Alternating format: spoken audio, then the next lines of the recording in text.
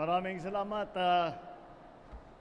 sa ating butihing gobernador, ama ng probinsya, ang ating Gov. Migs Villafuerte, at ang ating dalawang congressman, Congressman El Rey, na nagsasabi nga, nag-uusap kami kanina habang nagsasalita si Gov. Sabi namin, pwede na tayo mag-retire. Kaya na nila itong trabaho na ito.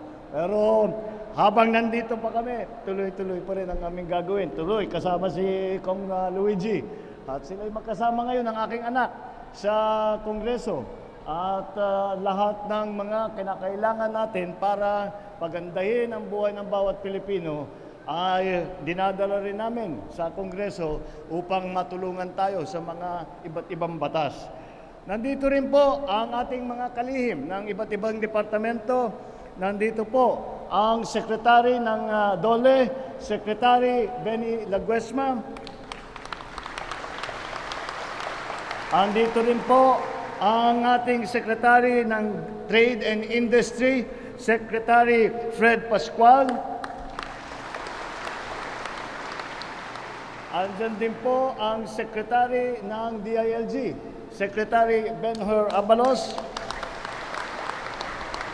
Nandito rin ang Department of Transportation ng ating kalihim na si Secretary Jimmy Bautista. Andito rin po, sinama po natin dahil po doon sa yung ibinabalita sa inyo ni Governor, yun po ang aming bagong programa. At yung programa na yan, ang tawag namin ay ang Bagong Pilipinas. Dahil kailangan natin baguhin ang Pilipinas para makaharap tayo sa mga darating na panahon, para maharap natin ang pagbabago sa mundo ngayon. Dahil marami pong pagbabago, kailangan ang Pilipinas magbago din. Kaya yan po ang aming programa. At kasama po doon ay ang education. Kaya nandito rin po ang ating chairman, Popoy de Vera.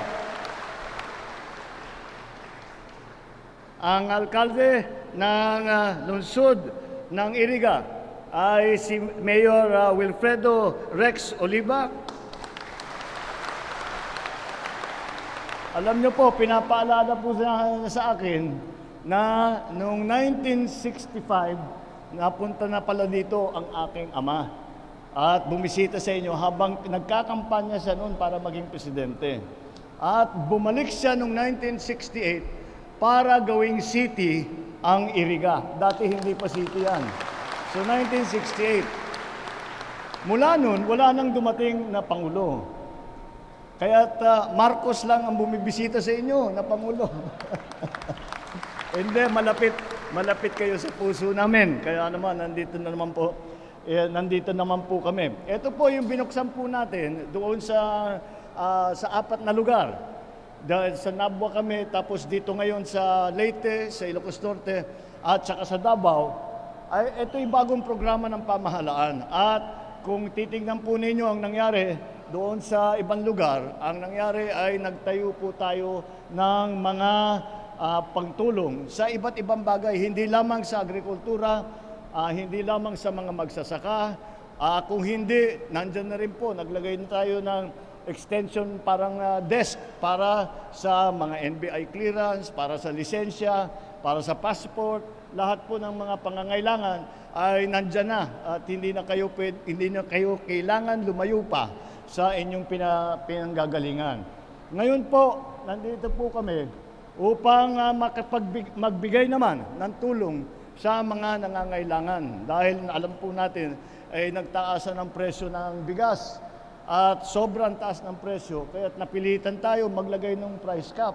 Pero ang dami pa rin kulang, kaya ang dami pa rin kulang sa pag-distribute. Marami naman tayong bigas, hindi lang na ilalabas ng tama.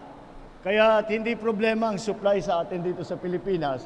Ay sabi ng Department of Agriculture ay mas malaki ang ani natin ngayong taon na ito kaysa sa nakaraan. Kaya sa production side naman ay nagiging maayos.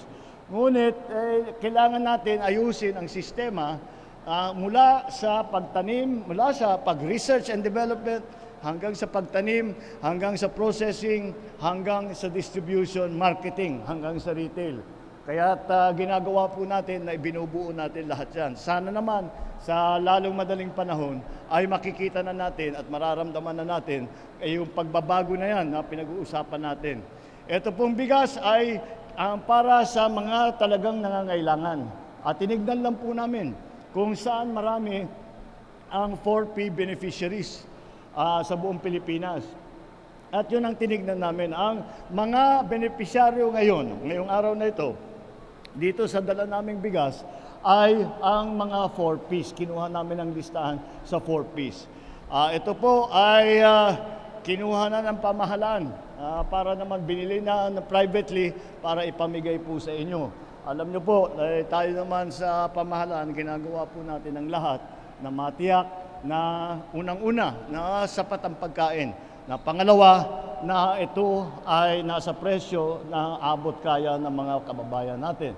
Kaya yan po ang naging dahilan kung bakit po nandito tayo at nagbibigay tayo ng bigas para naman makasiguro na yung pinakamahirap na ating mga kababayan ay hindi naman gugutumin at kahit papano meron silang kakainin.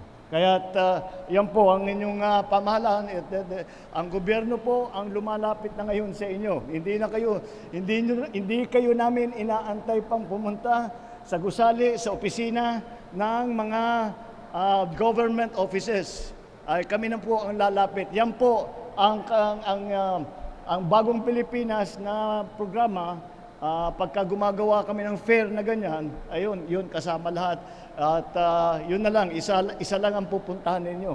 At ngayon po, ito naman ay ang bigas para naman makatulong at makatiyak na hindi po naghihirap masyado ang ating mga kababayan na kahit papano may nakakain, kahit papano napapakain ang inyong mga pamilya. At kung hindi talaga kaya, nandito po ang pamahalaan na tutulong sa inyo. Maraming salamat po. Magandang tanghali.